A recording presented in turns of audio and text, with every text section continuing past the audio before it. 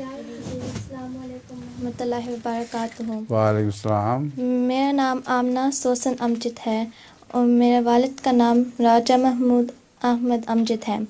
میں ہنسلو جماعت سے آتی ہوں۔ میرے پاس 2 سوال ہے۔ پہلا سوال ہے کہ سب فرشتے اللہ تعالیٰ کے حکم کے پابند ہیں۔